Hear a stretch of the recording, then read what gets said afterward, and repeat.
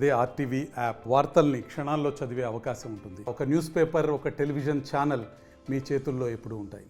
Hi hello నమస్తే, నా పేరు అథా మొహమ్మద్. మీరు చూస్తుంది ఆర్టీవీ బిజినెస్. ఈరోజు మనతో ఉంది డాక్టర్ నంది రామేశ్వరరావు గారు, the founder and CEO of realtor oxygen. Hello sir, నమస్తే. ఒక ఇల్లు అద్దెకి ఇచ్చేటప్పుడు ఎలాంటి జాగ్రత్తలు తీసుకోవాలంటారు? సో క్వశ్చన్ అనేది ఒకసారి రిపీట్ చేస్తాను. ఏంటంటే, ఒక ప్రాపర్టీ ఓనర్ ఉంటారు, ఎవరికైనా రెంట్కి ఇవ్వాలనుకుంటే రెంట్కి ఇచ్చేటప్పుడు ఆ టెనెంట్ దగ్గర ఎలాంటి ఇన్ఫర్మేషన్ సేకరించాలి అనేది ప్రశ్న. చాలా మంచిది.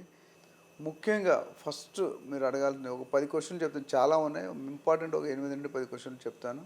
ఇంకా దీని మీద ఎవరికైనా మరింత డౌట్స్ ఉన్నా, క్లారిఫికేషన్ కావాలన్నా they can contact me and call me. I will give them A full detailed information.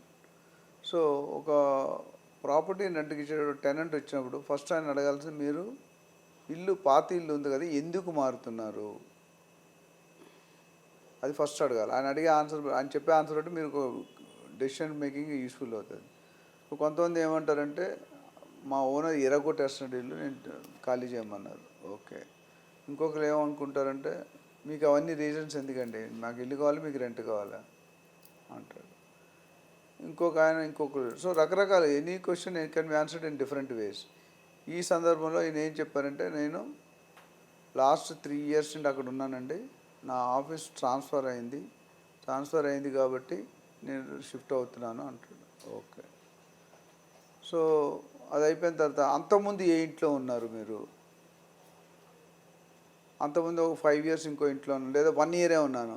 కొంతమంది టెనెంట్స్ ఫ్రీక్వెంట్గా మారుతుంటారు. ఫ్రీక్వెంట్గా మొబైల్ చేంజ్ చేసేవాళ్ళు, మొబైల్ నెంబరు, ఫ్రీక్వెంట్గా ఇల్లులు మారేవాళ్ళు.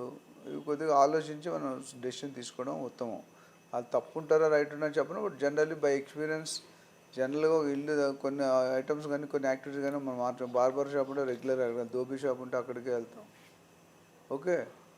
సో దాన్ని బట్టి మీరు చూసుకుంటే కనుక నెక్స్ట్ క్వశ్చన్ రావాల్సింది ఏంటంటే, మీరు ఎంతమంది ఫ్యామిలీ మెంబర్స్ ఉంటారు, ఎన్ని రోజుల కోసం ఇల్లు చూస్తున్నారు ఇక్కడ? ఎందుకంటే చాలామంది వాళ్ళు ఓన్ హౌస్ ఉంటుంది, వాళ్ళు మాడిఫై చేసుకోవడానికి 2-3 నెలలు కావాలి. సో 2-3 నెలల కోసం వచ్చి మనం ఏంటంటే, రెడ్డి గారు వచ్చారు మొదలుపెట్టిన అన్నట్టు 2 నెలలకి మళ్ళీ టూలెట్ బోర్డు మళ్ళీ పెట్టుకోవాలి. సో అలాంటప్పుడు నేనైతే ఓనర్ ఉంటే జనరల్గా ఇవ్వను. 2-3 months అనేది మనం మళ్ళీ ప్రతిసారి వైట్ కోట్ వేయాలి, రిపేర్ చేయాలి, మరమ్మతులు చేయాలి, లైట్లు మార్చాలి, ఫ్యాన్లు, ఇవన్నీ కూడా బిగ్ సబ్జెక్ట్. మనకు వచ్చేదానికంటే పోయేది ఎక్కువ అవుతుంది. మా తాతగారు చెప్పేవారు, fools build houses for others. ఇప్పుడు అనుకోవచ్చు, ఏంటి సార్ ఈ టాపిక్ లీవ్ పెట్టినట్టు, కరెక్టే కదా. ఇప్పుడు మా యాంకర్ ఉన్నారు, 3 కోట్లు పెట్టి ఇల్లు ఉంది, 50,000కి రెంట్ ఇచ్చారు ఆవిడ. ఆ 50,000కి రెంట్ ఇస్తున్నారా, ఓకే. అందులో 200 రూపాయలు ఐటెం పోయింది, ఆవిడ ఎక్కడ అమెరికాలో ఉంది, డబ్బులు తీసుకున్న మార్చడం తెలియదా ఉండదు. మన ఇల్లు వాల్యూ 3 కోట్లు, ఆయన ఇచ్చారంటే 50,000, మన ఐటెం పోయింది 200. సో దీన్ని బట్టి అర్థం. అందుకని fools build houses for others. వీలైనంత వరకు మన కోసం మనం కట్టుకోవాలి. ఆల్రెడీ కట్టేసి ఉంటే మనం దాన్ని ఫాలో కావాలి కాబట్టి లెటెస్ట్ ఫాలో. నెక్స్ట్ క్వశ్చన్, మీ హాబీస్ ఏంటి? Are you veg or non veg, alcoholic or non alcoholic, smoker or non smoker? ఇవి ఎందుకు సంబంధం అంటే, మనకు ఇప్పుడు నాకు స్మోకింగ్ పడుతుంది, నేను స్మోకింగ్ చేసే వాళ్ళకి ఇవ్వను, కొంతమంది పడుతుంది ఇస్తారు. సో ఇండివిజువల్గా ఇదన్నీ ఒక పర్టికులర్ కేసు, హైపోథికల్ కేసు తీసుకొని చెప్తాను. అందరికీ అన్నీ ఉండవు, 90% మాత్రం మీరు అడగాలి. రైట్, ఇది అడగాలి. దాంతో మీ కార్లు ఎన్ని ఉన్నాయి, పార్కింగ్, 2 wheelers ఎన్ని ఉన్నాయి, మీ ఏ కంపెనీలో జాబ్ చేస్తారు, ఏ పొజిషన్లో చేస్తారు, మీ బాస్తో మాట్లాడవచ్చా మీ గురుండి, మీ ఆధార్ కార్డు ఉందా, పాన్ కార్డు ఉందా, ఏమైనా ఎఫ్ఐఆర్ కేసులు పెండింగ్ ఉన్నాయని ఓపెన్గా అడగాలండి. మగమాట పడితే మనకి ఏమవుతుందో రిజల్ట్ తెలుసు, చెప్పక్కర్లేదు. సో మీరు లక్షల కోట్లు విలువ అని ఇల్లు ఇచ్చినప్పుడు మనం జాగ్రత్తగా ఉండాలి. ఖాళీ ఉన్న పర్లేదని unwanted and wrong person, right question for a wrong person, wrong job for a right person అని ఉంటుంది. అట్లా మీరు డబ్బుల కోసం 2 నెలలు ఖాళీ ఉంటే పోతుందని ఎవరు కొడితే వాళ్ళు ఇస్తే మనం రేపు పొద్దుట టికెట్ లేని ప్రయాణం ఇక్కడ ఇబ్బంది పడే అవకాశాలు చాలా ఉన్నాయి. సో నేనేమంటానంటే, మీరు ఇచ్చేటప్పుడు ఇవన్నిటి కూడా క్లారిఫై అయ్యి కన్విన్స్ అయ్యి ఇవ్వడం బెటరు. చాలా వరకు 99% ఉండవండి. ఎక్కడ ఆ 1% ఎవరో తెలియదు కూడా కనుక్కోవడానికి ఇవన్నీ క్వశ్చన్లు అడిగి నన్ను టెనెంట్ని ఇబ్బంది పెట్టారు. ఇంకో మెయిన్గా నేనైతే ఏమంటానంటే, మీ పాత ఓనర్ 2 owners ఉన్నారు కదా, ఆ రిఫరెన్స్ నేనేమైనా మాట్లాడవచ్చా మీ గురించి అని అడగాలి ఖచ్చితంగా. ఎందుకంటే అది అడిగినప్పుడు ఏమవుతుందంటే, ఆయన తలుక్కుమంటాడంటే, అది మీకు ఎందుకు లేదండి ఆయన అట్లా అంటే మీరు యూ షుడ్ స్టార్ట్ డౌట్. ఎందుకంటే నేను మంచిగా ఉంటే రెంట్ మనం ఏం కనుక్కుంటాం, సరే ఏమైనా మంచిగా ఉంటాడా రెంట్ టైం మీద ఇస్తాడు అడుగుతాడు. దాన్ని ఇవ్వకపోతే నీ హిస్టరీ రాంగ్గా చెప్తాడు. లేదంటే అసలు ఆయన పొరపాటున కూడా ఇల్లు ఇవ్వకండి అంటాడు. నాకు ఎన్నో కేసులు అలా తగిలినాయి. సో కాబట్టి మనం మన జాగ్రత్తలో మనం ఉండి కనుక్కోవడం ఎంతైనా అవసరం. అట్లనే పెట్స్ ఉన్నాయా లేదా, అది కూడా మధ్యలో పెద్ద పెట్స్ ఉంటే మిగతా వాళ్ళకి డిస్టర్బెన్స్గా ఉంటుంది. సో ఇట్లా రెఫరెన్స్ అడిగాము, ఆధార్ కార్డు అడిగాము, పాన్ కార్డు అడిగాము. అండ్ మీరు ఇంతకుముందు మెయిన్ ఇంకో క్వశ్చన్ నేను అడిగేది ఏంటంటే, ఇంతకుముందు మీరు రెంట్ ఎంత కట్టేవారు? ఒక్కోసారి ఏమవుతుందంటే ఆయన 15,000 రెంట్ కడతాడు, ఒకేసారి 50,000 రెంట్కి వస్తే నేను డౌట్ చేస్తాను. ఎందుకంటే 15,000 నుండి మన శాలరీ అన్ని రెట్లు 300 రెట్లు పెరగదు కదా.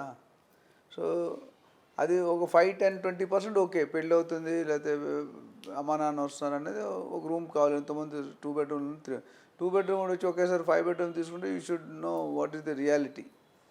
ఇంకో మెయిన్ లాస్ట్ ఇన్సిడెంట్ చెప్పి క్లోజ్ చేస్తాను. నాకు కప్పులు వచ్చారు, సాయంత్రం 8 గంటలకు వచ్చారు, 8:15 అడ్వాన్స్ ఇస్తా అన్నారు. నేను ఇవ్వను అన్నాను. ఎందుకో తెలుసా? Any guess? ఎందుకంటే 10 నిమిషాలు ఇల్లు మార్చేవాడంటే ఏదో అక్కడ డ్యామేజ్ చేసి వస్తున్నారు. అది 99% ఎవరైనా ప్లాన్ చేసుకొని మనం ఇల్లు మారాలంటే 1 నెల 2 నెలలు నోటీస్ పీరియడ్ ఉంటుంది, అడ్వాన్స్ ఉంటుంది. ఇది కూడా ఒకసారి అంటే వెరీ రేర్ కేసులో ఎమర్జెన్సీ ఉందంటే there is something you have to doubt and go little more in to depth. వెళ్ళినప్పుడు మీకు ఏమవుతుందంటే మీకు రియాలిటీ తెలుస్తుంది. సో ఇవన్నీ కూడా కొన్ని విషయాలు ఇలా కాకుండా ఇంకా కొన్ని ఉన్నాయి. బట్ మెయిన్గా ఈ 10-15 పాయింట్లు కానీ మీరు తెలుసు కనుక్కుంటే మీ పీస్ ఆఫ్ మైండ్ ఉంటుంది. మీ travel journey with this particular tenant will be happy. And క్లియర్గా టర్మ్స్లో కూడా మాట్లాడుకోవాలి. నా అడ్వాన్స్ ఎంత, నా రెంట్ ఎంత, ఇయర్లీ ఇంక్రీజ్ ఎంత ఉంది, నోటీస్ పీరియడ్ ఎంత ఉంది, లీజ్ డాక్యుమెంట్ సైన్ చేయడం రెడీగా ఉన్నావా లేదా, నాకు వైట్ రిసిప్ట్ ఇస్తాను, నాకు వైట్ చెక్ అమౌంటే కావాలి. ఇలాంటివన్నీ కూడా కమర్షియల్ పార్ట్. మొదటి పార్ట్ చెప్పిందంత టెక్నికల్, రెండో పార్ట్ అంతా కమర్షియల్. సో దీని మీద మరింత అవగాహన కావాలి. లీజ్ డీడ్లో ఏమి ఉండాలి, ఏం టర్మ్స్ రాయాలి, ఎక్కడెక్కడ రాయాలి, ఏం సైన్ చేయాలి, ఏం సైన్ చేయకూడదు, ఎంత మెన్షన్ చేయాలి, ఎంత మెన్షన్ చేయకూడదు, ఇవన్నిటి కూడా మన దగ్గర ఆన్సర్స్ ఉన్నాయి. ఇంట్రెస్ట్ ఉన్న వాళ్ళు మమ్మల్ని సంప్రదించి స్క్రీన్ మీద నెంబర్ స్క్రోల్ అవుతుంది. సో ఇది ఈరోజు మన ఇంటర్వ్యూ. తిరిగి మళ్ళీ రేపు కలుసుకుందాం. Please subscribe RTV business. మరిన్ని వీడియోస్ కోసం ఛానల్ ని సబ్స్క్రైబ్ చేయండి. లేటెస్ట్ అప్డేట్స్ కోసం వాట్సాప్ ఛానల్ ని ఫాలో చేయండి. అండ్ లింక్ డిస్క్రిప్షన్ లో ఉంది.